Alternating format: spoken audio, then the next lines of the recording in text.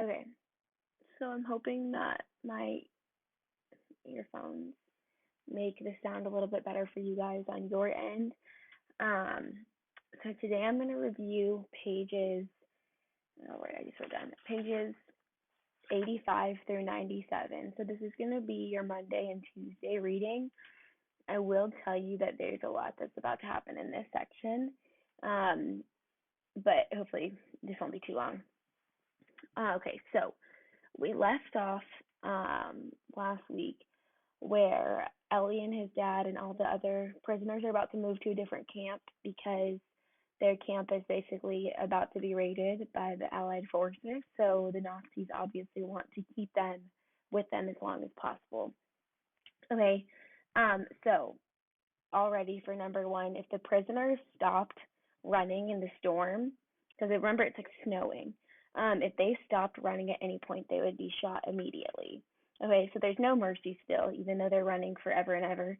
And at this point, Ellie is truly beginning to lose his will to live here. He constantly is thinking about how he feels numb. The thought of dying is kind of starting to fascinate him because they're literally running in a blizzard right now. And we know at this point, and throughout this whole book, the only reason he's staying alive is for his dad because he knows the second that he gives up, his dad's going to give up, and he just can't live with himself to do that. So he keeps on going. Um, so that's kind of for number two there.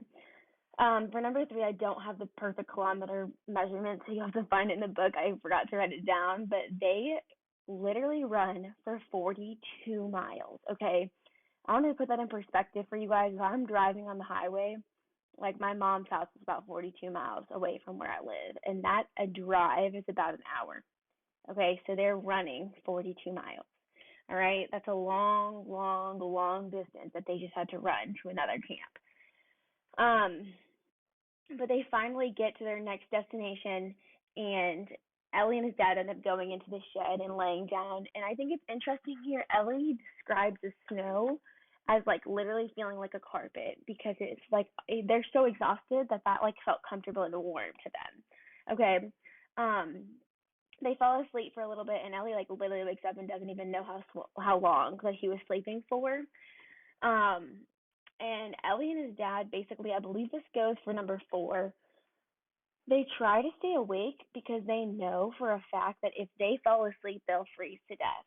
Okay, and other people know that too. So all the prisoners know if they fall asleep, they're going to end up freezing to death. So people will purposely fall asleep because they're like, you know what, this is it. I can't go on any longer. So I think that's kind of interesting. Ellie and his dad, so they leave the shed for like a second and they see bodies literally everywhere and people are just stepping over bodies like it's nothing. Um, Again, we know at this point that the like prisoners, all the Jewish people have started to really like lose their will to live and like their hope in humanity. So at this point, like it's just like nothing to them. Like they're so exhausted, so tired, like they're literally stepping over dead bodies like it's nothing.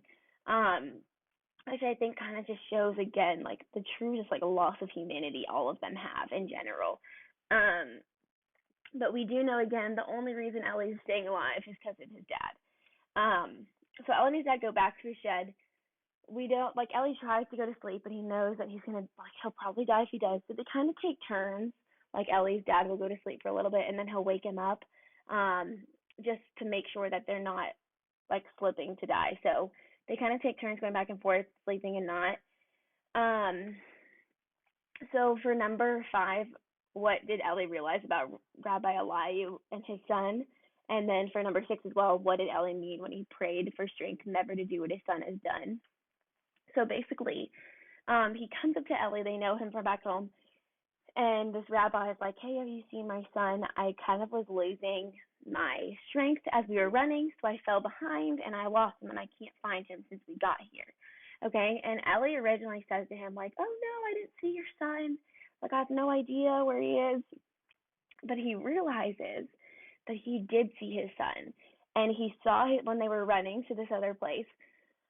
He saw his son notice that his dad was slowing down and he ran faster. Okay, so that's why Ellie prays that he never has the strength to do what Rabbi Elihu's son did, because he literally gave up on his dad. Like, the kid ran faster because he knew his dad was holding him back and weighing him down. So instead of, well, Ellie and his dad have kind of been like hand in hand, making sure each other are getting where they need to go, he purposely ran faster to lose his dad because he was holding him back. So Ellie prays, like, I hope that I never do that to my dad. I hope that I never give up on him like he did, because he purposely, like, literally lost his dad because he felt he was holding him back. So he knows, like, if he does that to his dad, then he'll lose all of his own humanity. Kind of sad, I know.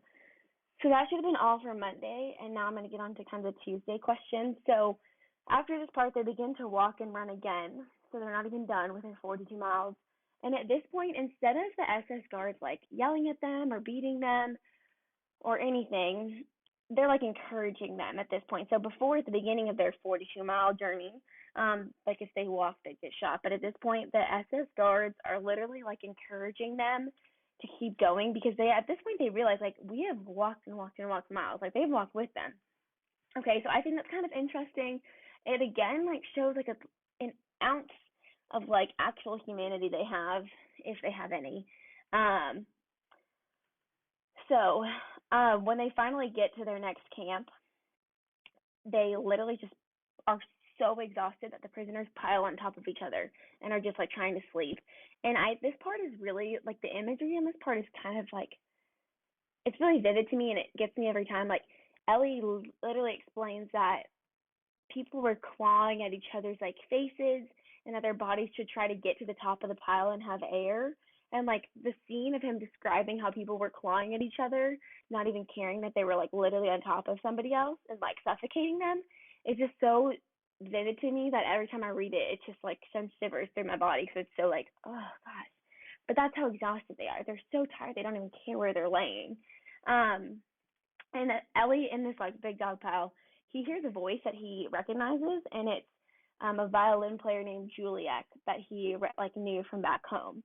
And in this time, so Ellie, like, Juliet somehow has his violin. I don't know how he had it, but he really is playing his violin for his last few hours of life. Ellie falls asleep in his pile, and wakes up, and Juliet is dead. So Juliet kind of spent his last few hours, like, playing his violin, doing what he knew would make him happy.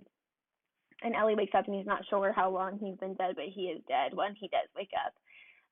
It's kind of sad, but they, like, just walked forever and ever. It's crazy. In the last part of this, sorry, I keep looking down because there's so much information that I have written for this. So they spend 3 days in I think it's Gleiwitz. They spend 3 days there. And right before they leave, there's a selection. So basically, who's going to keep living and who's going to die. And at this point, the healthy people are moved to the right, and the sicker people, basically the people that will not live, are moved to the left. Okay, so Ellie's dad is moved to the left at this point, and Ellie's moved to the right. And Ellie knows, like, this is not good. So during that time, Ellie runs after his dad to, like, go try to get him on the right. And I think it's really interesting in this part because at the beginning of the book, if Ellie even made one step in the wrong direction, the guards would have immediately, like, shot him. But at this point, he's so dependent on his dad and knows, like, if his dad goes, he's going soon because he won't be able to live without him, that he just, like, goes and tries to get him to move. And instead of the guards like, shooting him immediately or doing anything, it just causes all this ruckus. Like, they're just yelling at him, and it caused, like, this huge commotion. And in the commotion, Ellie's able to actually get himself and his dad back to the right. So his dad ends up living, and he, like, a lot of people move back and forth in that time. Which, again, I think is really interesting because instead of the guards, like, immediately just shooting them like they probably would have in the beginning of the book, they just are like, hey, stop, no. And Ellie ends up getting his dad on the healthy side, which is, like, awesome, but kind of scary at the same time, obviously. I think I'm almost done here. So they're given their usual bread for the night. They're not allowed to sit down. So they're literally standing there and waiting for the train for hours. And again, this part is so crazy to me. They're so thirsty at this point because they have the bread, right? They've been literally standing after they've already walked miles and miles and miles. And they're standing, waiting for the train. And the men are literally taking the spoons that they have and using the snow that's piling up on the people in front of them backs as water.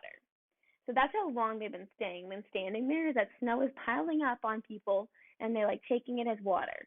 Um, Again, just another vision of how awful they were treated. So at this point, they get into a cattle car. At the beginning of this book, when they first got in the cattle car to go to the camp, they were able to fit 100 men in the, sorry.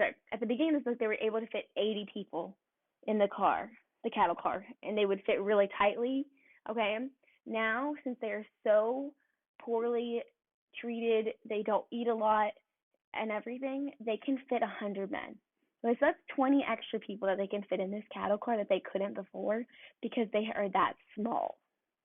Okay, so again, that shows us just how awfully they were treated.